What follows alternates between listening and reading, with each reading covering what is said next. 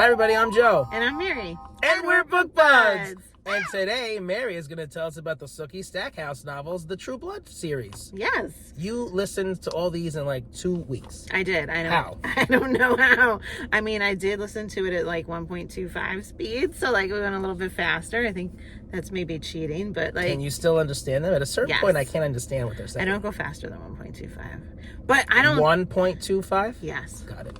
I don't usually audio read, but I've been doing a lot of crocheting lately, and so I haven't read a single book in my Kindle or on paper or anything. Mm-hmm. I've just been listening the past couple of weeks, and I really surprises me. But this was a great series for listening because I've told you, like, I've tried some books and I'm like lost, you know, if they're too descriptive about like the castle structure and the what, I'm just like, ugh, what's happening?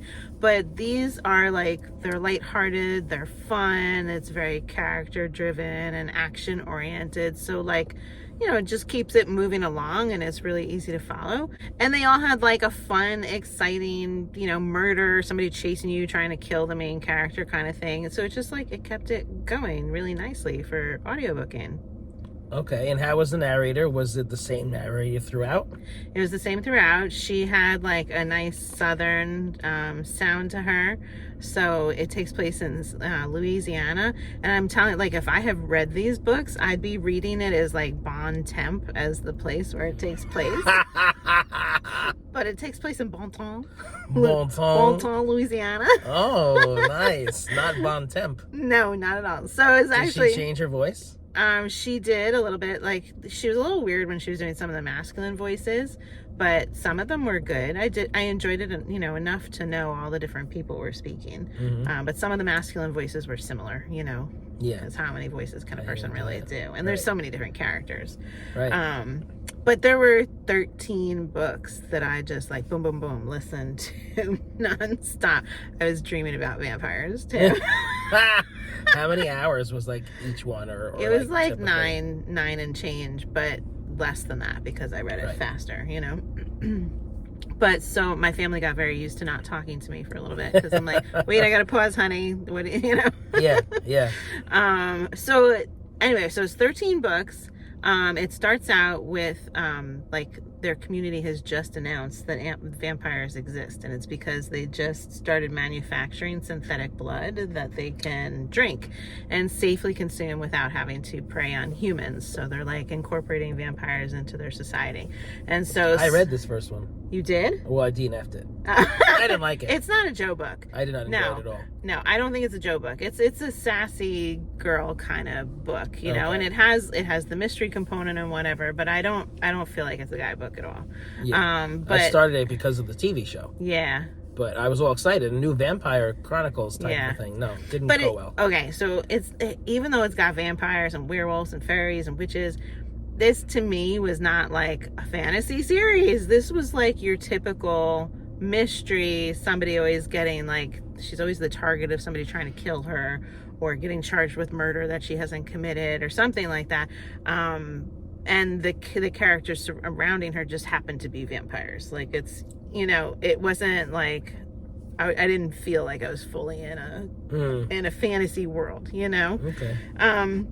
But it was cute. So Sookie Stackhouse is a cocktail waitress, and she just meets this vampire, comes into the bar diner thing one day, and that's her first introduction to these cold-blooded people. And so it just starts there, and she has a relationship with one of them in the first book. The first book is Dead Until Dark, and that's when she develops her relationship with vampire number 1, and the community is like, you know, disgusted that she's interacting with this man and why is she a vamp lover and whatever. But they also have some grief with Sookie because she's a little weird. She's grown up with this extra ability to telepathically be able to read what's in people's thoughts. And so she has weirded people out because, like, if they're thinking about something, she'll respond to it and redirect them further. Well, that's the number one rule. I know. You can't do that. I You gotta hold that in. She tries to hold it in. She tries to put up those walls. but you know, growing up, she didn't know how to do that, especially as a child. So she was always like labeled the weird one, you know. So now here the weird one has started dating this vampire, so she's even a little bit more odd. But she has her cluster of friends that work with her at this bar/diner place. Her boss is a cool guy. Some people, she can't read their thoughts so clearly, and we learn as the series goes on that there's werewolves, and not just werewolves, but creatures. So if you're an owl, you're a were-owl, or if you're a panther, you're a were-panther, things like that. So you're making a weird face. How does that work? They're just were-animals. So the person turns into an owl Yeah. instead of turning into a wolf? Yeah. Oh. At the full moon, or you Cool. know, at their discretion. And there's a couple where shifters that can shift into like any animal. If they just see a picture of it, they can turn into any animal, but that's more rare. So people that have these different abilities, she can't read their thoughts as clearly. So vampires are blank. She can't read anything. And so the first book, she's just so happy to be with a man where it's like silent when she's in bed with him, because she doesn't want to be in bed with somebody and have them be like critiquing her body or like thinking about what they're going to do tomorrow and bored with it. Like she can't be intimate with somebody if their thoughts aren't on her. So here, being with the vampire, his mind is blank and she only has his body and his cues to go on, and thoroughly can enjoy herself in bed. So as far as like good sex, the first book had some good sex, and the fourth book, I think, were the two with the best sex in the series. There was probably some more later on that was pretty good, but those two stood out for me. The fourth book, With the good sex. fourth book, yeah, is the good sex one. This one, there's this vampire Eric, and he's like the head vampire in town, and there's a bar that he runs called Fantasia. Is it Fangtasia? Fangtasia. Clever. And the people that hang out at his bar, the humans, are called fang bangers because they just want to have sex with vampires. And she like looks down on them, but meanwhile she's a fang banger. Yeah, she's just not like a trashy fang banger. So Eric is the head guy there, and he he's described as very sexy, but he's also like interested in business and like, you know, vampire law and like politics and stuff like that, which they don't get into. It doesn't like bore you with that, but he's kind of removed from her usually because of this type of behavior that he has. But in book 4, he has amnesia, and he shows up naked running towards her house in the woods. And she's like, oh my God, Eric, I have to save you. So she brings him naked to her house. And because he has amnesia, all the undesirable businessy stuff and like, you know, vampire law, and like, he's kind of like abrasive, like all that stuff is gone. And he's just scared. And she's the only person that he feels is safe. And so he's very loving, and he's like insecure and vulnerable and like needs her. So of course, they end up having their relationship start in this book, and it is quite the start to their relationship. Wow. Oh my God. Later on in the books, like, he gets his memory back, but he doesn't remember any of the time that he spent with her, and so she won't tell him that they've had sex. And that was like killing him. He's like, I need to know, my lover. What did we do? That's his pet name for her, my lover. So there's a couple books after that where we don't know. He doesn't know. And it takes a while for him to then know again, and their relationship develop again. So she has this telepathic ability. We don't really know why, but her brother doesn't have any ability, but he's just like a babe magnet. So he's always going home with different ladies and having problems with this. Yeah. And turns out in this book, he ends up becoming like a shifter but there's different levels of werewolf, so he's not like full werewolf. Okay, so in this book, people are killing like werewolves and other wares, and like she wants to protect her brother because he's the new one, and she doesn't want them thinking that it's him. And you know, that's the whole mystery that they're dealing with, trying to figure out in that one. Okay, so in the 6th book, Definitely Dead, her vampire cousin, I think it's the first time we met them, but they are dead in this one. And she is left to inherit the house and the property, and she goes to investigate and like try to figure things out. And there was a really cool part in this where we meet witches for the first time. Oh, cool. And they do something, I don't want to give it away exactly, but they do some type of reenactment kind of spell to be able to figure out what happened around the murder. And it was so cool. It was such a cool technique. It really fatigued the witches, the poor things. But like every book after this, I was like, why don't they do that again? You know, let's do this every day. If you can figure out, like, we can turn back time and like see what happened. Oh my God. Why wouldn't you? Get all your answers from that type of procedure. Just use your powers. Right. Do the spell. Right. I wanted that spell like in every book thereafter. Yeah. They only did that spell like one more time, I think. So yeah, okay. I wanted more of that spell. It was really cool. 7, Altogether Dead. She's dating a werewolf, a particularly attractive one. She did date another werewolf earlier on. I don't remember which book, but she's moved on to the other guy. So there's definitely competition for her affection between all these guys throughout the whole series. There's like at least 5 guys that like really want to stake their claim on her. Oh wow. So this guy, he's a pretty powerful werewolf. And he sets up like weddings and stuff for, you know, vamps and werewolves and stuff like that. So they're traveling to He's a wedding planner? Like he works for the entertainment industry. You're making it sound I'm like no. Okay. Entertainment. But they travel to a vampire summit. They're having all these vampires come together in the same place, which like that's a no-no. You're just all gonna die, right? So they have like vampire safe hotels and vampire safe airlines, because like you travel in your coffin and you don't want people to come and stake you while you're in your coffin. So they have like serious bodyguards and whatever to keep them safe. But there's like this religious group that's like out to get them and like, you know, damn all the vampires and whatnot.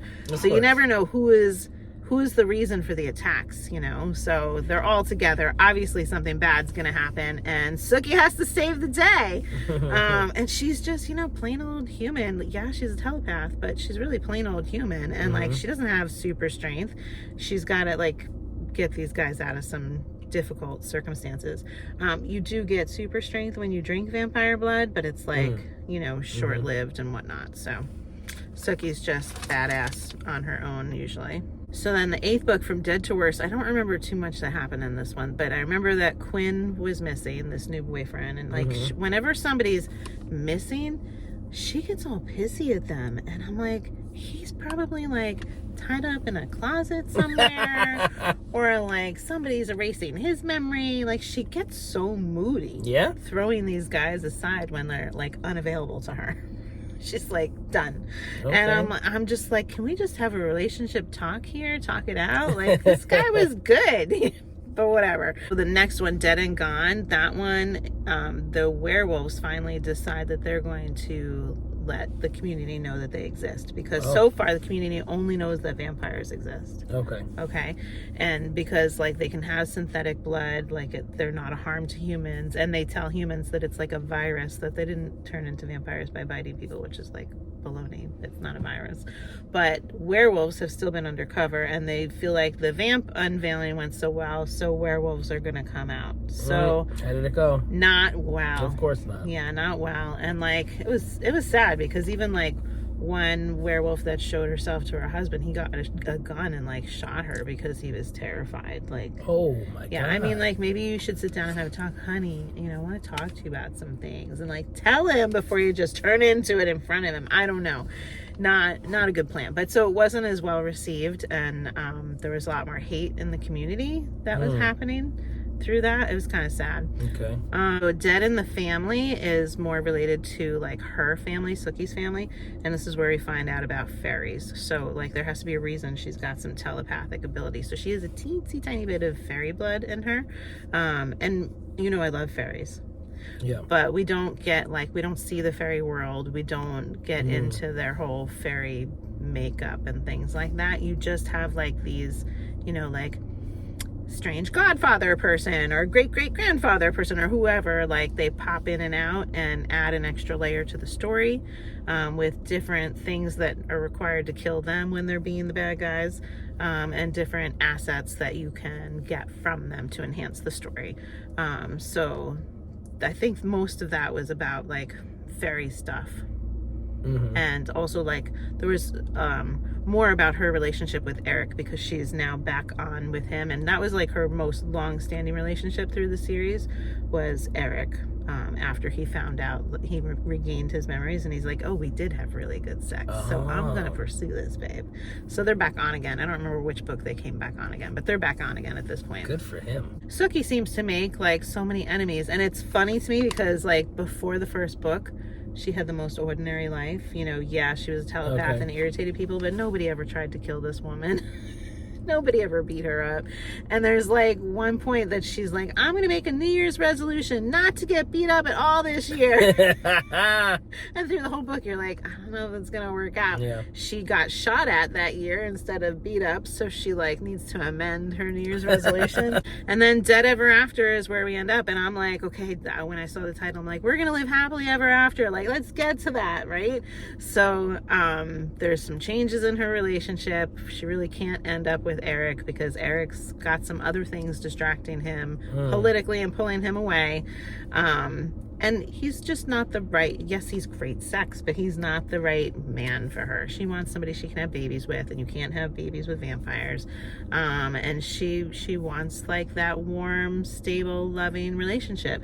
So at the end she does get together with somebody that you feel like is the right person for her, but I'm telling you, like, that should have happened like at the start of the book, so that you could start the relationship at the start of the book and then take it fully to the happily ever after at the end.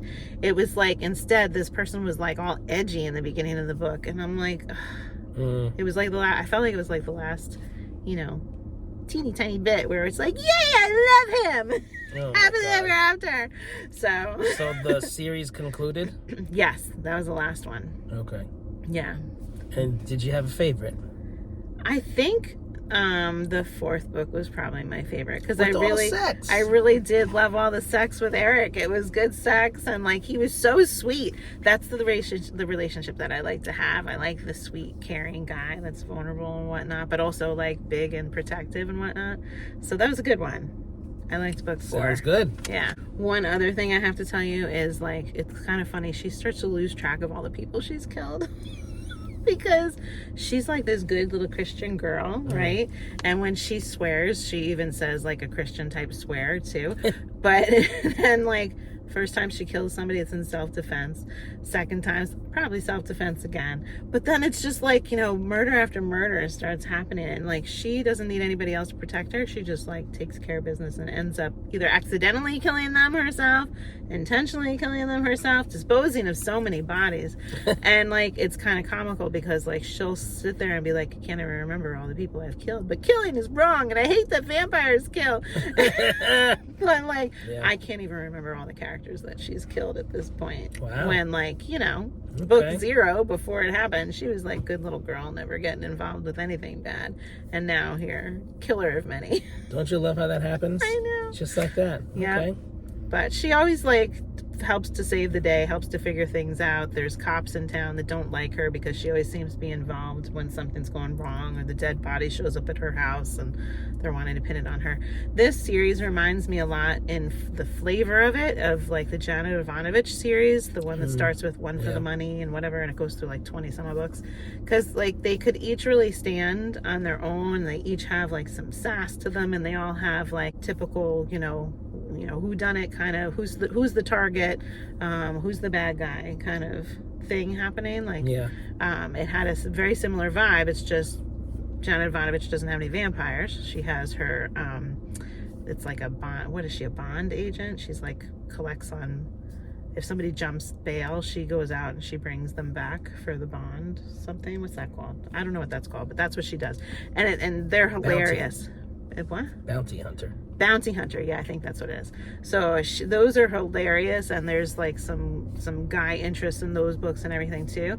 It had like the same kind of vibe of that, because they could really just stand on their own as each individual mystery. Okay. And had like the sassy main character.